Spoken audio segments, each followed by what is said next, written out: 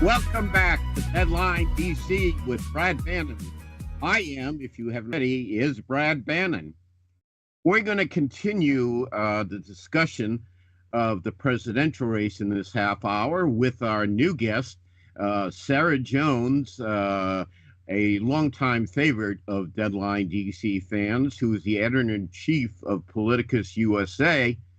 And we're going to continue to talk about the presidential race. But before we do any more talking, we're going to play this clip from J.D. Vance, which is a very recent clip, in which he says he loves his wife, even though she isn't white. Look, I love my wife so much. I love her because she's who she is. Obviously, she's not a white person, and we've been attacked by some white supremacists over that. But I love Usha. She's such a good mom. Our guest in this half hour is Sarah Jones, editor-in-chief of Politicus USA. Sarah, do you want to comment on that clip? Because that really drove me crazy when I heard it the first time. Yeah, absolutely. I mean, in fact, I think that conservative women were upset by this, and a few other things that he said, because Trey Gowdy was trying to get him to apologize last night. He simply wouldn't. And he keeps saying he was taken out of context and whatever. But, this is a horribly sexist and racist thing to say. And I think if it says a lot about who Trump is and who their base is, that the only thing they will accept is that she's a good mom. That is the only thing that that could redeem her from being a woman of color. So it's that she's breeding. But are the white supremacists really going to like the fact that she's breeding when they don't like anyone other than white people having children? Like, I think he's missing the whole boat, but that's exactly why he's the perfect running mate for Donald Trump, because he has no morals, he has no values, and he will sell himself out and his wife out for his own ambition and power.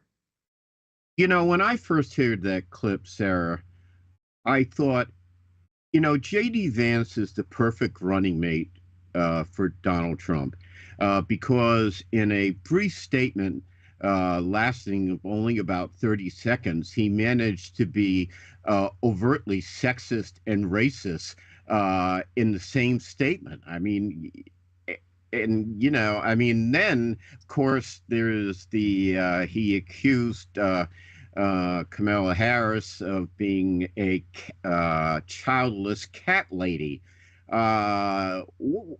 It seems to me that I don't even know what to think about it. It just upsets me so much. Maybe we shouldn't talk about it. I don't know. No, I think we should talk about it because you're absolutely right to be, and I'm glad to see men upset about this. It's really great, actually, because it's not on us to say, there's something wrong here. So kudos to you for that, and by the way, you're a favorite of mine as well. So, what is happening, and we knew this would happen, right? Like, as soon as he picked J.D. Vance and as soon as Kamala Harris became the presumptive nominee for the Democrats, we knew the racism and the sexism was going to go on display and be hideous. It started within minutes, and it was some of the most disgusting stuff I have ever seen on social media. And now, they're carrying it. So that's what's happening. Exactly what you said. Okay, let's try this. Sarah, my assessment is that I've been looking closely at the polls that have come out in the last week, and it's pretty clear that Kamala Harris has improved on President Biden's performance in the last week. She is competitive in just about all the battleground states. North Carolina and Nevada may be exceptions to that, but otherwise, Georgia, Florida, Michigan, Wisconsin, and Pennsylvania seem to be very competitive. So why the big bounce in the Harris vote in the 2 weeks or so after President Biden stepped aside so she could step up? I mean, that's a good question. I think almost it was a question of this like all the right factors coming together for this kind of cultural zeitgeist moment, which I have been likening a little bit to the Barbie movie. I mean, we have not seen anything like this since Obama, really. And I would even say this might even be bigger than that in the sense only because so much is happening so in such a compressed time. She is the underdog going into this race because she has come in at the last minute and she has 100 days to get all this done. But we have seen, I would say, let's give the credit to Black women once again. They are going to save this country if Kamala wins. They organized the first call within hours, to mobilize people, and that call kind of sparked off this almost like a party of calls. It's like becoming everyone is going to get a call now, calls for Kamala to activate volunteers to raise money. So then the white women had a call tonight. The white dudes for Kamala are having a call. Disabled voters are having a I'm a white call. dude for Kamala. Yeah, join in because Jason's going to be there. And Mark Hamill will be there, and Pete Buttigieg will be there. So, and a lot of other great people. It's just going to be, just like the call for white women that I participated in, um, was really, really great. I mean, it was just to see all these women come together and share. It's not that I learned anything. You've been in politics for a long time. You're likely not to learn something, but just to see that other people are engaged and stepping up. People who weren't, haven't been active in politics necessarily are stepping up to do their part. To me, it looked like civic duty. And tomorrow I'm taking part in the um, cats and dogs call for calm. Like there is a call for every constituency, and that is kind of a play on the childless cat lady dig, but it's all being turned around, and I do credit Black women for starting this, and then it just seemed like everyone wanted to be in on the party, and we've been seeing voters. I think Macomb County in Michigan, where they voted for Trump, but they're talking to voters there and they're saying, yeah, I'm looking at Kamala this time.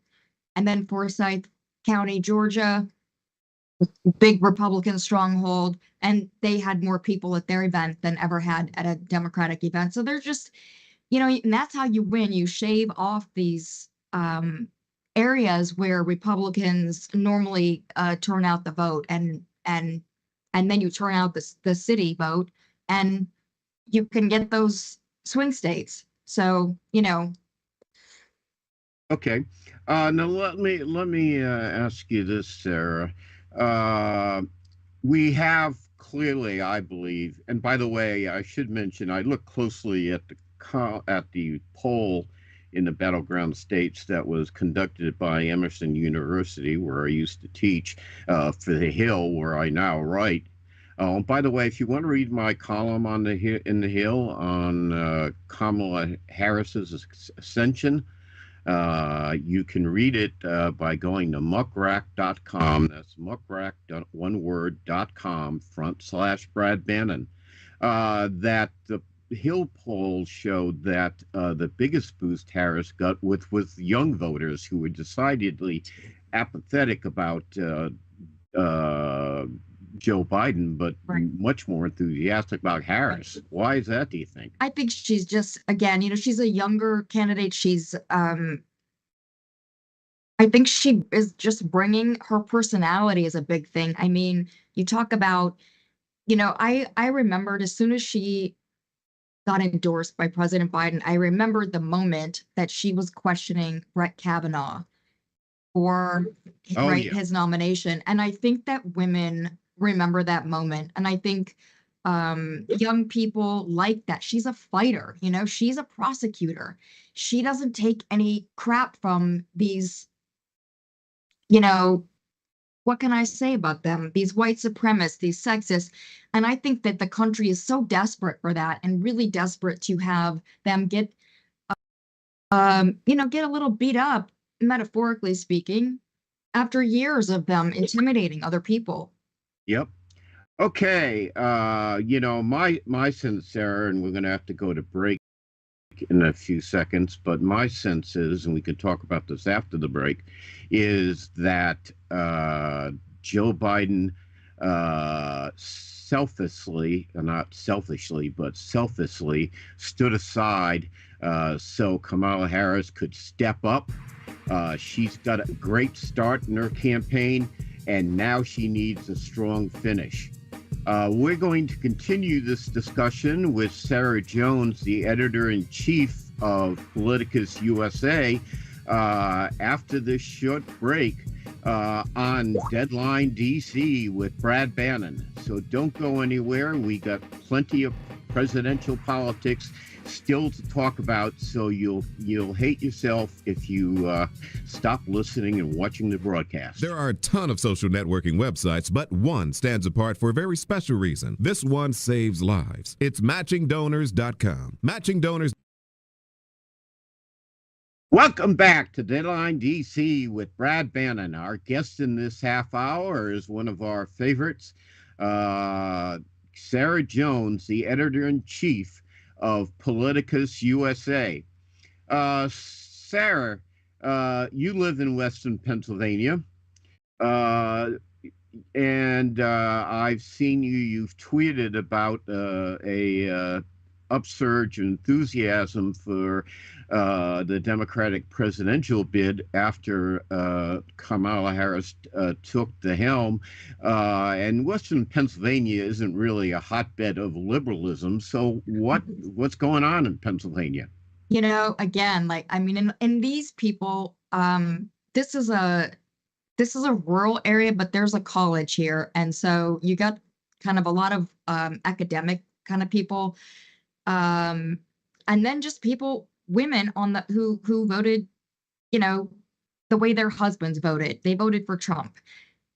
A lot of excitement from people. They are just wanting to be involved. And when that call for the white women for Kamala, like, I sent that to one person here, and she sent it to 30 people in this little teeny town. And those people, she told me, sent to like 20 people. I mean, it was absolutely incredible, the energy and enthusiasm. And then, you know, it wasn't just my experience from that, but Malcolm Kankata, he has been traveling around. I didn't get feedback from him if he actually came here, but he's been all over rural red Pennsylvania, which this is. And he said he's been really surprised by the level of support and the level of enthusiasm. So it's surprising. And I think we're going to find out after this election, when they can really start interviewing people, you know, what's going on? Why did you feel this way? I can only say from my observation that women who just got their bodily autonomy taken away from them 2 years ago, they are feeling this in a way that I don't think a lot of men, not you, but a lot of men in politics can understand. You know, the same kind of men who were saying that it was no big deal and it wouldn't drive elections. They can't understand what is happening and why women are so mobilized right now. But it's happening. It's contagious and infectious. I mean, it's absolutely insane. Okay, let me ask you another question, Sarah. I was thinking yesterday about back in the day when I was teaching political science in college.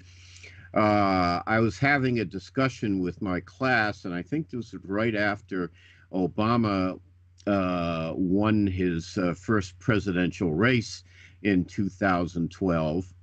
And I was telling my class how difficult it was for a black man to win the presidency of the United States and how significant it was.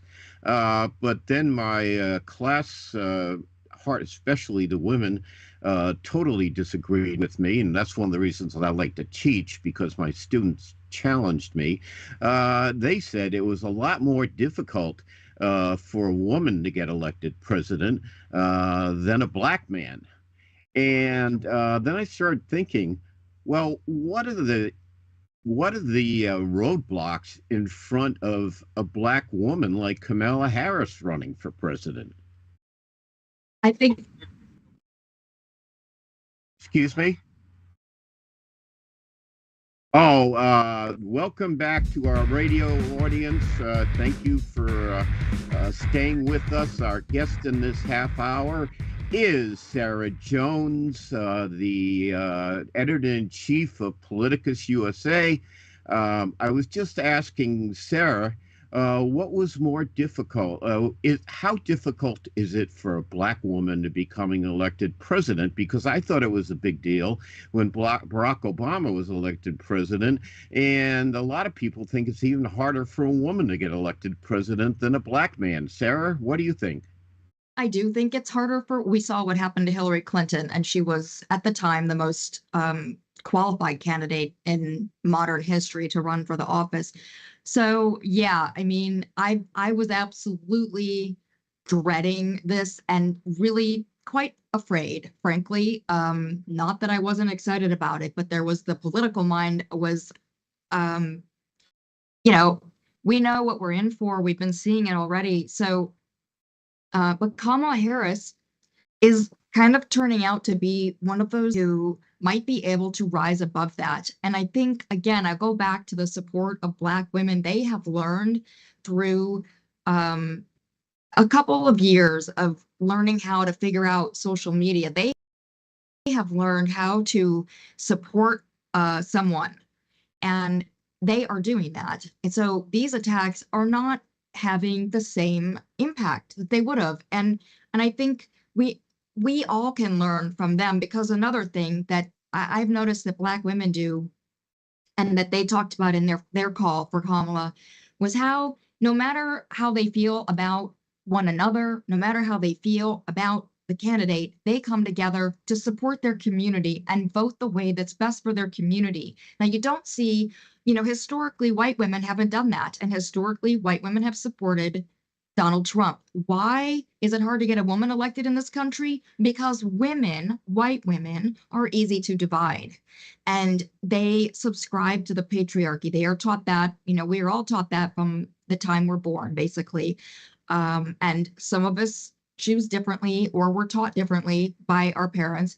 But most women, that's the message of the culture. So in order to get the approval of men, you will align yourself with them and hope they protect you. That's kind of the thinking that you see among Republican women. And who are Republican women? They're married to a Republican white man. So most of the time, and they're just going to vote the way he tells them to vote. So that's why it's so hard to get a woman elected. Other constituencies, Black people, are not so easy to divide. They have figured this out a long time ago, what women have not figured out yet. But in the white women call, they brought this up. And I'm just hoping that women figure it out this time, because our rights are on the line. Okay. Now, Sarah, it seems to me, as a jaded political observer, we are in the middle of a Kamala Harris honeymoon. She clearly has improved the Democratic position against Trump since she took over. I think you talked about one of the reasons, which is that she's a new face, a lot of enthusiasm, and that enthusiasm clearly shows in the polls.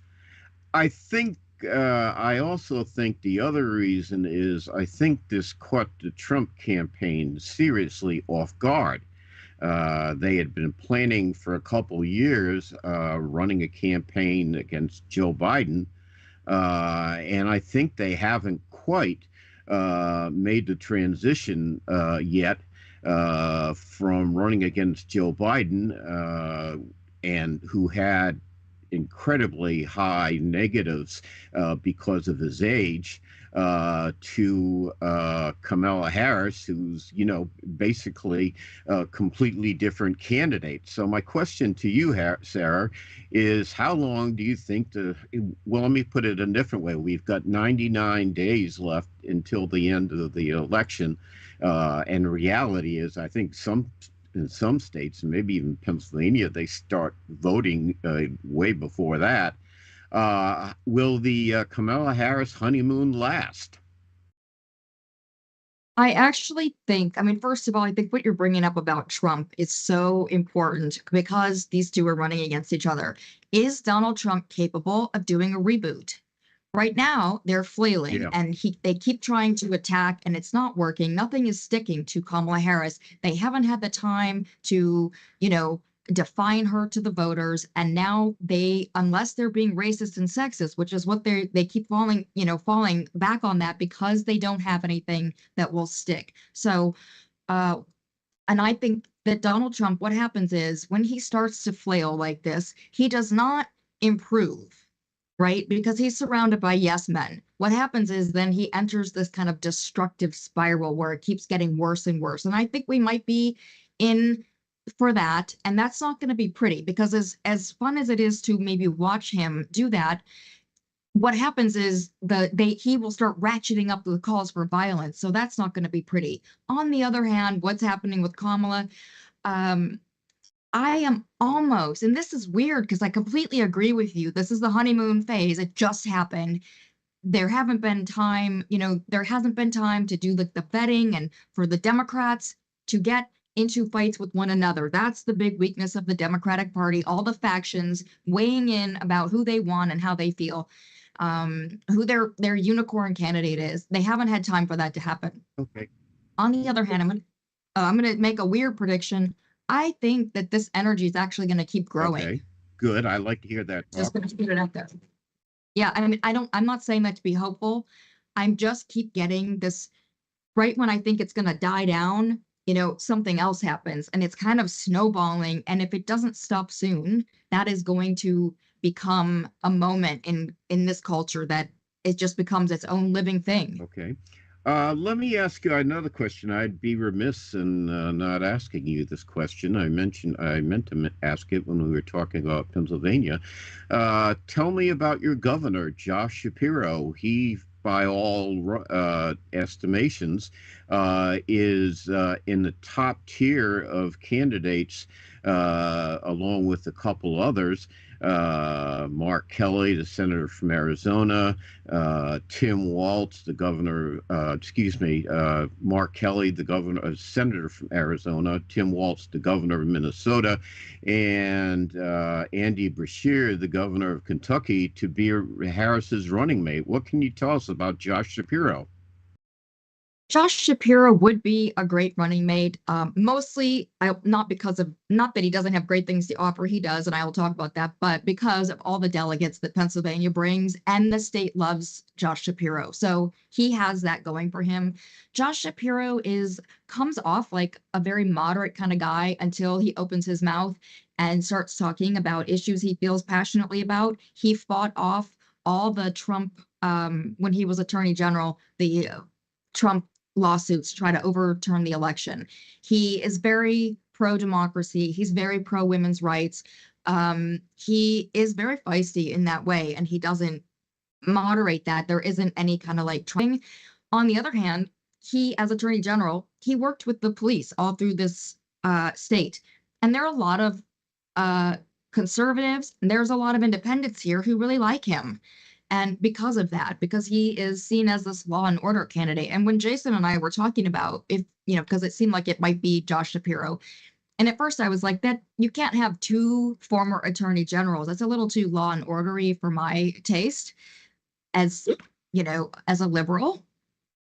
But then I got to thinking about it, and two law and order candidates against a convicted felon has kind of a nice ring to it. So yeah. It does. Yeah. And the other thing I like about Shapiro is, he's young and he looks young. He's the popular governor of a battleground state. One thing I should mention about the Hill poll, they measured Shapiro's favorability in Pennsylvania, and he's the most popular Democratic governor in any of the battleground states, even more popular than Gretchen Whitmer in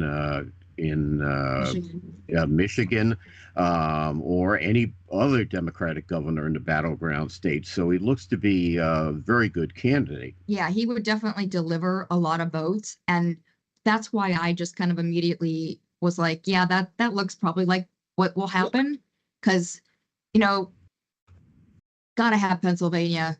That would be a huge win. So Yeah, it would be. yeah, It would. yeah.